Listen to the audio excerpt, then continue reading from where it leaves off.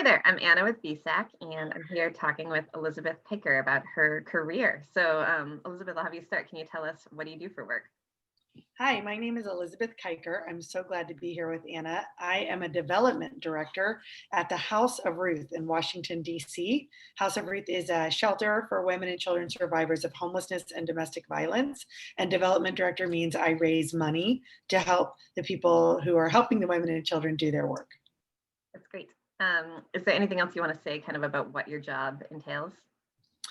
So being a development director, it's funny. I a lot of times when you're in middle school or high school, you say things like, when will I ever use this in my life? But I find that one of the things I use the most is when I was in middle school and high school, I would have to sell things and go sort of door to door. And I really hated doing that, like direct ask, would you buy this to help support my school?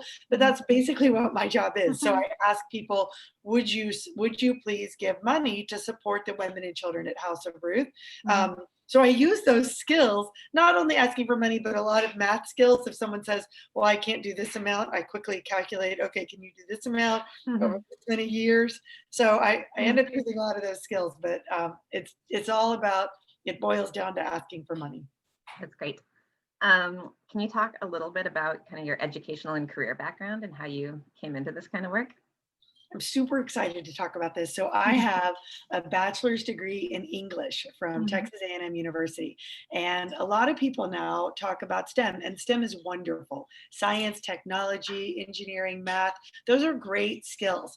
But I am here to tell you that you can major in English, you can major in history, you can major in political science, you can major in anything that interests you, and you will find a career waiting for you, I promise. So I majored in English, which wouldn't lead you to think you'd be asking for money 25 years later, but here I am.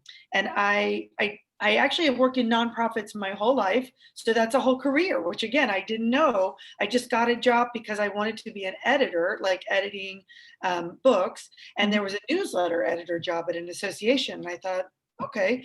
And so I did that. I edited newsletters for a long time. Then I got into management, and I did take on a role as sort of a boss of an organization, but that with young children proved to be a little too much for me. And what I really liked, and what bosses do a lot of, boss of organization, is ask for money. I love asking for money. And in development, it doesn't take a lot of educational background. There's a lot, it's sort of like human resources. There's a lot of professional training you could take. There's a lot of organizations that give you training, but as far as a specific degree, it doesn't really call for that. There's just I think a type of personality, a willingness to ask for money, and a willingness to engage with people about why they care about your organization. So I feel really lucky that my English degree brought me to where I am today. That's great. What are some of your favorite things about your job? Let's see, I really like hearing people's life stories. So part of what I really love is that in my job, what I really have to do a lot of is listen. So I'll meet with a donor and just say, tell me why you like House of Ruth, or tell me why you got drawn to what our mission is. And people usually are drawn to our mission through some of their own journeys, and they start sharing. And I feel like I really connect with people, and I really enjoy that. So yes, I spend a lot of time typing emails and doing phone calls and all of those things, which are harder. But the face-to-face, just like listening to people's journey and why they support House of Ruth, feels like a real privilege. That's great. What are some of the things you find the most challenging about this work?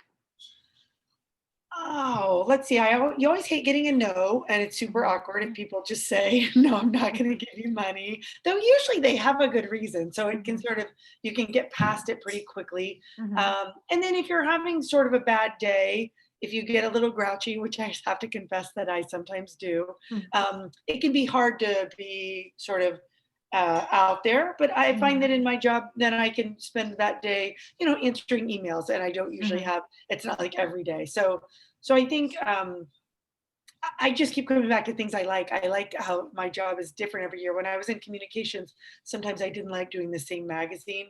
Another month, another magazine, another month, another magazine. But in development, it feels like it's different all the time. So I like a lot about my job, and I don't not like a lot about my job. So. And that kind of, well, what were you just saying, sort of leads into my next question is, can you talk about what a typical day might look like for you? Yeah, so my days start out kind of slow. So in the morning, it'll be checking emails and checking in a non-pandemic time with my colleagues. Mhm, There is someone who writes grants, which takes a lot of really deep thought and a lot of thorough writing skills. And mhm, I'm much more of a quick thinker than a deep thinker. And so she does that, and we kind of check in on where we each are. Sometimes I am able to hurry her along, and sometimes she's able to slow me down. mhm, And then I have a colleague who's super detail focused and does all of the data entry, mhm, which sounds kind of menial, but my God, she runs our whole ship because mhm, if you don't track who's giving you money, who's giving you money, and thank them for the money, mhm, you're not going to raise a lot of money. So she knows the database inside and outside. And she usually is, again, making me be a little more careful, make sure I've really seen all the thank yous I need to do. So I mhm, check in with mhm, team, then usually have a check in with my boss and management and making sure they're doing the asks they need to make. I wouldn't say it's every day, but on a dream day, then in the afternoon, either lunchtime is a lot of times you have a good meeting or you'll have a coffee with mhm, a donor. Usually it's a donor you've met before, so you're just sort of continuing the connection. But if mhm, it's a new donor or a first time meeting, it's a great time, as I said earlier, to really listen to their story, mhm, hear how they're engaging. And then usually a couple of other meetings about partnerships or grants or federal programs that support us. Try to grab a few more emails as I'm running for the bus mhm, or for the bike ride home, and then that's the end of the day. mhm. That's great. Thanks. What do you think would make someone a good fit for this kind of work?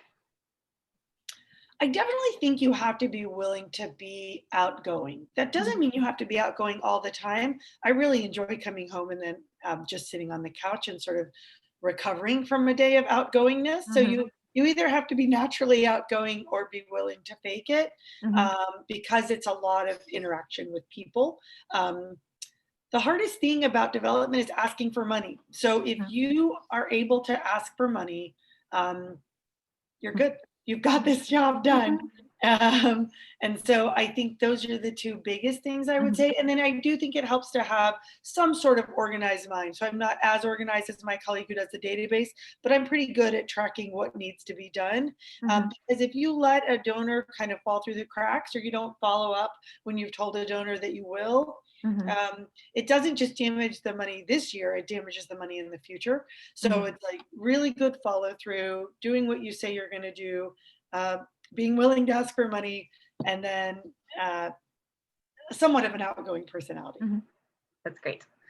Um, and I think you kind of spoke about this with your background about selling the candy bars. But if a student is interested in this kind of work, and say they're a middle or high school student, is there anything that you think they could do right now to kind of continue to explore whether it might be a good fit? Yeah, and it's much more than just selling candy bars, though that Mhm. supports a lot of the good things going on at Mhm, your school. So don't walk away from that. But the mhm, other thing that sort of dovetails with development is advocacy. mhm, And so that's a fancy word that just means talking about what you want and what you think the school or your community needs.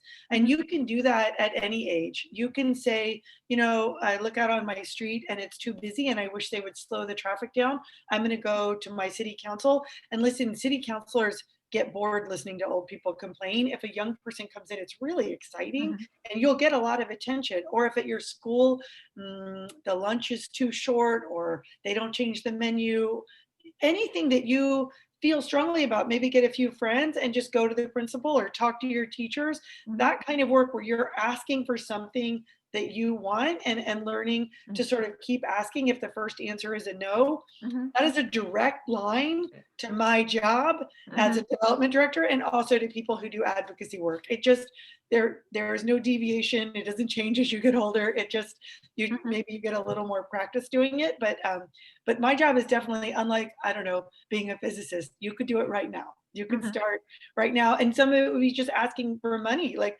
hey, I need the city council to put money aside to fix that street. It's the mhm, same thing. It's just not money that goes in your pocket, mhm, usually. mhm.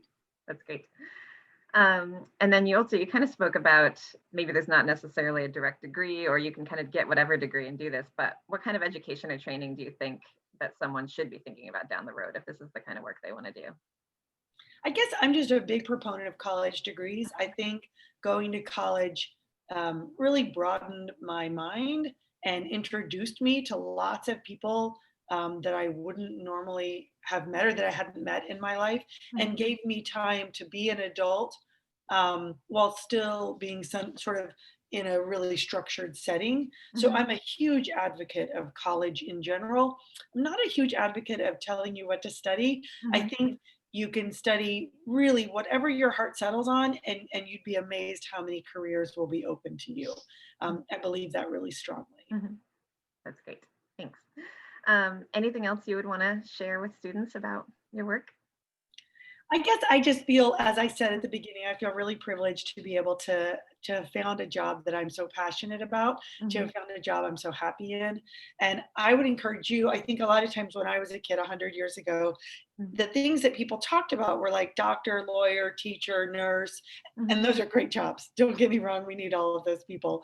But I Mhm. didn't realize there were association executives. I spent 10 years working in the bike world as a bike advocate, Mhm. and I love to ride bikes. Now I raise money to help women and children. So I just want you to really think of whatever it is that you love to do. Poetry, you can be a poet.